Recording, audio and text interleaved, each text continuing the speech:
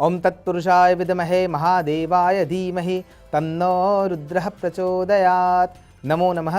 આપ સૌનું સ્વાગત કરું છું આધ્યાત્મિક મહાશક્તિ કાર્યક્રમમાં, જેમાં આજે આપણે વિચાર કરવાના છીએ ભગવાન સાંબ સદા શિવના અર્ધનારેશ્વર સ્વરૂપનું. નારેશ્વર અને એમાં પણ અર્ધનારેશ્વર.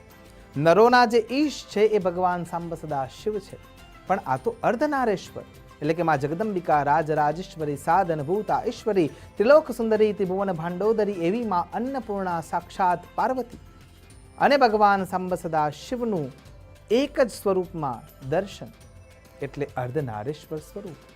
પણ ઘટના એવી તો કેમ ઘટાઈ હતી કે જેના કારણે થઈને ભગવાન સાંબ સદા શિવને અર્ધનારેશ્વર રૂપ ધારણ કરવું પડ્યું. જ્યારે કોઈ ભક્ત એ અવસ્થામાં પહોંચે છે કે જ્યારે એના મનની ભ્રમણાઓ એને કોઈ સિદ્ધિ પ્રાપ્ત કરવામાં, એને એના લક્ષ્ય સુધી પહોંચવામાં, એના ગંતવ્ય માર્ગને અવરુદ્ધ કરતું હોય, એ વખતે ભગવાન એના અભિમાનનું ભાજન કરે છે. અને એ જે ભાજન કરવા માટેની વ્યવસ્થા છે એ ઘટના એટલે અર્ધનારેશ્વર સ્વરૂપની ઘટના. તો પ્રસંગ એવો બને છે કે ભગવાન સાંબ સદા શિવે બ્રહ્માજીને બ્રહ્મત્વપણું આપ્યા પછી આ સૃષ્ટિની રચનાનું કાર્યભાર સોંપ્યું. સૃષ્ટિની રચના થવા લાગી. ભગવાન વિષ્ણુ નારાયણના થકી આ સૃષ્ટિનું પાલન પોષણ થવા લાગ્યું. ગતિવિધિના અંદર જ્યારે બ્રહ્માજીએ સંપૂર્ણ બ્રહ્મને દ્યોતક કરીને એક પિંડમાં રૂપાંતરિત કર્યું અને પછી એમાં જળ, સ્થળ, બધા જ પ્રકારની સુખ સુવિધાઓની વ્યવસ્થા કરી, પણ એ કાર્યરત નહોતી. અને જ્યારે એ કાર્યરત નહોતી ત્યારે ભગવાન બ્રહ્માજીએ વિષ્ણુ નારાયણને પ્રશ્ન કર્યો કે હે નારાયણ, મેં જે સૃષ્ટિની રચના કરી છે એ સૃષ્ટિની રચના તો મેં કરી, એમાં પશુઓ છે, પંખીઓ છે, જળ, સ્થળ છે, અંડજ છે, પિંડજ છે, સ્વેદજ છે, જરાયુજ છે, ઉદ્ભિદ છે, આ બધા જ જીવાત્માઓ છે. 84 લાખ યોનિઓ છે. મારા માનસમાંથી નારદજી ઉત્પન્ન થયા છે. મારા શરીરના અર્ધભાગમાંથી મનુ અને શત્રુપા પણ ઉત્પન્ન થયા છે. પણ હજી આ જીવન ચાલી રહ્યું નથી. એના અંદર તરલતા છે પણ રવ નથી.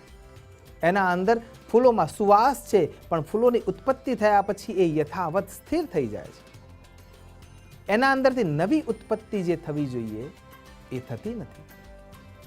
તો આનું કારણ શું છે? ભગવાન વિષ્ણુ નારાયણે બ્રહ્માજીને કહ્યું કે ભગવાન સાંબ સદા શિવની તપશ્ચર્યામાં લીન થાવ અને આનો માર્ગ કેવળ અને કેવળ પરબ્રહ્મ જ આપી શકે એમ છે. બ્રહ્માજી તત્ક્ષણ ભગવાન સાંબ સદા શિવની આરાધનામાં લાગે છે. ઘોર તપશ્ચર્યાના અંતે ભગવાન સાંબ સદા શિવ પ્રગટ થાય છે. જટાટવી ગલત જલ પ્રવાહ પાવિત સ્થલે ગલે વલંબે લંબિતામ ભુજંગ તુંગ માલિકામ ડમટ ડમટ ડમટ ડમન નિનાદ વડ ડમરવયમ ચકાર છંદ તાંડવમ તનોતુ નઃ શિવ શિવમ. અને ભગવાન સાંબ સદા શિવ ત્યાં પ્રગટ થાય છે. બ્રહ્માજીનો પ્રશ્ન સાંભળીને ભગવાન સાંબ સદા શિવ દરેક જીવત્વમાં એ જીવ તત્વને ઉમેરવાનું કામ કરે છે. અને એ ત્યારથી આ સૃષ્ટિની શરૂઆત થાય છે. પણ સૃષ્ટિની શરૂઆત થતાં થતાં થતાં જેટલા પણ દિવ્ય ઋષિ મુનિઓ થયા એમાં એક નામ આવે છે ભૃંગી ઋષિ, અને બીજી શાસ્ત્રોની જ્યારે ચર્ચા કરતા હોઈએ છીએ ત્યારે ભૃગુ ઋષિનું નામ પણ આવે છે. તો અહીંયા આપણે ભૃગુ ઋષિના નામથી આ વાતને આગળ વધારીએ છીએ. ભૃગુ ઋષિ એ સંપ્રદાયમાં હતા, એ પ્રણાલીમાં હતા, એ વિભાગમાં હતા કે જે વિભાગ થકી કેવલ અને કેવલ અઘોર સાધના વધે, કેવલ અને કેવલ નિરાકાર સાધના વધે, કેવલ અને કેવલ તત્વ સાધના વધે. અને એ માર્ગમાં જ્યારે એ ચાલ્યા ત્યારે એમની પ્રીતિ કેવળ એક જ તત્વમાં હતી, જેનું નામ છે શિવત્વ. અને શિવ તત્વના અંદર જ્યારે એ એટલા બધા ઓતપ્રોત થઈ જાય છે કે એ અન્ય શક્તિઓને જોવા માટે તૈયાર નથી. જ્યારે તપ વધે છે, શક્તિઓ વધે છે, મનોવાંછિત ઈચ્છાઓની પૂર્તિ કરીને પણ એ પોતાની જાતને સાધુત્વમાં સ્થિર કરી શકે છે, ત્યારે એકવારે ભગવાન સાંબ સદા શિવને મળવા માટે કૈલાસ નગરમાં જાય છે. પણ એમના મનમાં એકમાત્ર વિચાર એ છે કે કોઈ અન્ય શક્તિ કે કોઈ અન્ય દેવ તત્વ મારા માટે યોગ્ય નથી. કેવળ અને કેવળ ભગવાન સંબ સદા શિવ. શિવોહમ શિવોહમ શિવોહમ શિવોહમ. ભગવાન સંબ સદા શિવના જોડે જ્યારે એ કૈલાસ મળવા માટે જાય છે ત્યારે નંદી મહારાજની કૃપાથી એમને આમંત્રણ મળવા લાગે છે કે ભગવાન સંબ સદા શિવને આપને યાદ કર્યા છે અને આપ ત્યાં પધારો. અને ભૃગુ મહારાજ નંદી મહારાજના આમંત્રણને સ્વીકાર કરી અને કૈલાસ પહોંચે છે. જેવા એ કૈલાસ પહોંચે છે, પ્રસંગ એવો બને છે કે માં જગદંબા પાર્વતીને શિવજી એમ કહે છે કે ભૃગુ મહારાજ આવ્યા છે, તો ભૃગુ મહારાજની આગતા સ્વાગતા માટે આતિથ્ય એ સ્વીકાર કરે એ હેતુથી તમે આગળ જાઓ અને એમને સ્વાગત કરો, અભિવાદિત કરો. માં પાર્વતી ત્યાં જાય તો છે, પણ ભૃગુ મહારાજ પોતાના તપના અભિમાનથી, હમણાં કહ્યું ને કે ભગવાન પોતાના ભક્તના અભિમાનનું ભાજન કરે છે, એ જ એમનું મુખ્ય કાર્ય છે. અને એટલા માટે ભૃગુ મહારાજમાં જે તપનું અભિમાન હતું અને એકત્વનું જે અભિમાન હતું, એ એકત્વના અભિમાનને તોડવા માટે ભગવાન આ લીલા કરી રહ્યા છે. માં પાર્વતીને ભૃગુ મહારાજ ત્યાં છોડી દે છે. એમ કહે છે કે દેવી, તમે જે કોઈ પણ હો, પણ મારે તો ભગવાન સંબ સદા શિવાય અન્ય સાથે કોઈ નાતો નથી. અને ત્યાંથી અપમાનિત કરીને માં પાર્વતીને ત્યાંથી એ અપશબ્દો તો નથી બોલતા, પણ ત્યાંથી અપમાનિત કરીને, છોડીને, ત્યજીને ત્યાંથી આગળ નીકળી જાય છે. જગતની માતા જે વંદનીય છે એને એ ઉપહાસના રૂપમાં જોવે છે. ત્યાં નજીક પહોંચે છે ભગવાન સંબ સદા શિવ ધ્યાનસ્થ સમાધિસ્થ હતા. એ જાગૃત થાય છે. જાગૃત થઈને એમની અધ ખુલેલી આંખોને જોઈને ભૃગુ મહારાજ આનંદિત થાય છે અને પ્રણામ કરે છે. અને પ્રણામ કરીને કહે છે કે ભગવાન સંબ સદા શિવ, મેં તમારી જે તપશ્ચર્યા કરી છે એને પૂર્ણતાના આરે મારે પહોંચાડવી છે ને એટલા માટે મારે તમારી પ્રદક્ષિણા કરવી છે. ભગવાન કહે છે કે મારી પ્રદક્ષિણા કરવી હોય તો એને પૂર્ણ રૂપે કરજો. અને અહીંયાથી પ્રદક્ષિણા કરવા માટે જાય છે, પણ ત્યાં સુધીમાં મા પાર્વતી એમના વામાંગમાં આવીને બેસી જાય છે, ડાબા પડખે આવીને બેસી જાય છે.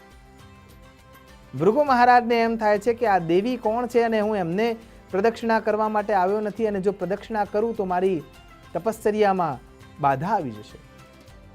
ભગવાનને અરજ કરે છે અને ભગવાનને કહે છે કે આ દેવીને આપના જગ્યાના સ્થાનથી થોડા દૂર કરી દો કે જેથી કરીને હું આપની તપશ્ચર્યા કરી શકું.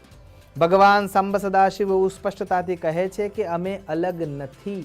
આ શરીરના ખોડિયા અલગ દેખાય છે, પણ આ મારી ભીતરની અંતરંગ શક્તિ છે અને શક્તિ વિના કંઈ જ ના થઈ શકે. અને એટલા માટે આ મારું એકાકાર રૂપ જ છે. પણ છતાંય અભિમાનવત જે વ્યવસ્થામાં ભૃગુ મહારાજ છે, એ વ્યવસ્થાના કારણે થઈને એ આનો સ્વીકાર કરતા નથી અને ત્યાં પશુનું રૂપ ધારણ કરી, મૂષકનું રૂપ ધારણ કરી અને ત્યાં એમની પ્રદક્ષિણા કરવા માટે જાય છે. પણ પ્રદક્ષિણા કરવા માટે જાય છે, પણ મા જગદંબા તો એટલા નજીક આવી જાય છે કે વચ્ચેથી જઈ શકાય એવું કોઈ રસ્તો રહ્યો નથી. ભૃગુ મહારાજ સર્પનું રૂપ ધારણ કરે છે અને સર્પના રૂપથી ભગવાન સંબ સદાશિવના શરીરથી અડધું પ્રદક્ષિણા કરવા માટે જાય છે, પણ ત્યાં જગદંબા ખૂબ નજીક આવી જાય છે અને એ પ્રદક્ષિણા પણ ખંડિત થઈ જાય છે. હવે અભિમાનથી જે શક્તિઓ પ્રાપ્ત થઈ છે ને, એ ક્રોધમાં પરિણામ્યા વિના રહેતી નથી. ભૃગુ મહારાજને ક્રોધ આવે છે અને ક્રોધ સાથે એ ભમરાનું રૂપ ધારણ કરે છે. આ બાજુ ભગવાન સંબ સદાશિવ અને મા જગદંબા પાર્વતી એક રૂપમાં થાય છે, અર્ધનારેશ્વર રૂપમાં પ્રગટ થઈ ગયા છે. અને છતાંય ભૃગુ પોતાની મનની વિટંબણાઓને છોડવા તૈયાર નથી. મનના અંદર જે એને પૂર્વ ગ્રંથિઓ બાંધી લીધી છે એ છોડવા તૈયાર નથી. અને એટલા કારણે એ પૂર્ણ પ્રદક્ષિણા કરવાની જગ્યાએ વચ્ચેથી માર્ગ કાઢવા માટે જાય છે. પણ હવે તો બંને શરીર જોડાઈ ગયા છે. મા જગદંબા વામાંગમાં બેસી ગયા છે અને શરીર જોડાઈ ચૂક્યા છે. શક્તિવંતતા એકરૂપ થઈ ગઈ છે.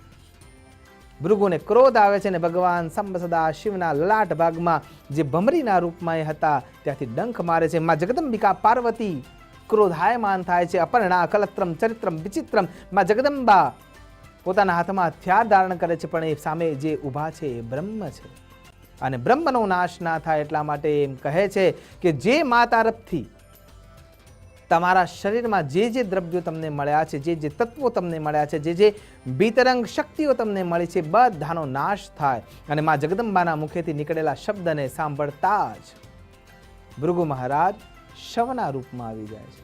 શિવ તત્વ પણ શું છે?